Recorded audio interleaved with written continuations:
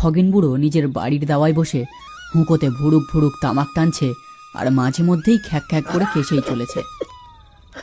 একসময় এই গ্রামের অনেক বড় গুণিন ছিল খগেন বুড়ো, কিন্তু তারপর গুণিনগিরি ত্যাগ করে এই বয়সের চাপে পড়ে মানুষটা যেন কাহিল হয়ে পড়েছে। খগেন বুড়োর নাতি মাধব বাড়ির উঠোনে কয়েকটা কাঠে আগুন ধরানোর উপক্রম করছে।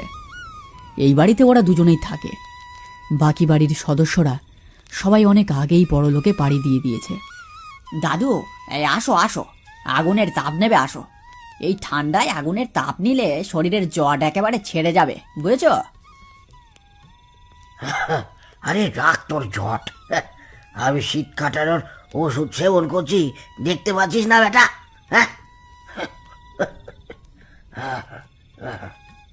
ওই ছাইপাশ খাওয়ার থেকে এই আগুনের তাপ নেওয়া অনেক ভালো।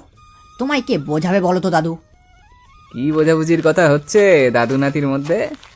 আসর তো জমিয়ে ফেলেছো দেখছি আজকে। হ্যাঁ, এই ব্যক্তির নাম শ্যামল। মাঝে মধ্যেই সন্ধ্যের দিকে খগেন বুড়োর বাড়িতে পদার্পণ করে আড্ডা দিয়ে থাকে। আরও একজন অবশ্য থাকে, কিন্তু সে এখনো এসে পৌঁছায়নি। এই তুমি একা এলে কেন শ্যামলদা? এই নগেন কোথায়?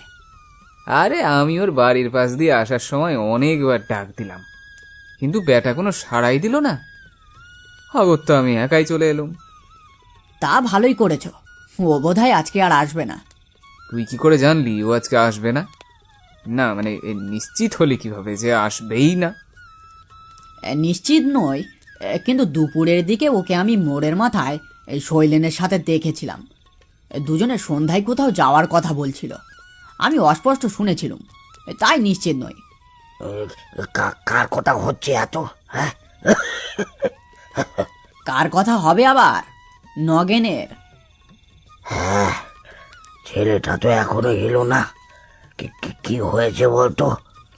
কি আর হবে দাদু, নতুন মিত্র পেয়েছে তাই আমাদের কথা ভুলে গেছে, আর কি। বুঝেছি, তাই ভাবি কদিন ধরে ছেলেটার হাব ভাবে কেমন একটা বদল টের পাচ্ছিল। আচ্ছা, খারাপ সঙ্গে গেল না তো আবার ছেলেটা? হ্যাঁ, সে আর বলতে, সে তো সেই চোর চোরটা শৈলেন তাঁর সাথে মিশেছে, এবার উচ্ছন্নে যাবে আর কি। সে কি রে, উচ্ছন্নে যাবে বললেই হলো? বাপ মা মোরা অনাথ ছেলেটাকে তো আমাদেরই দেখতে হবে নাকি?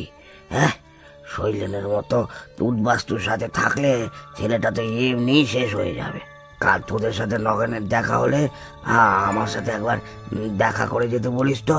হ্যাঁ,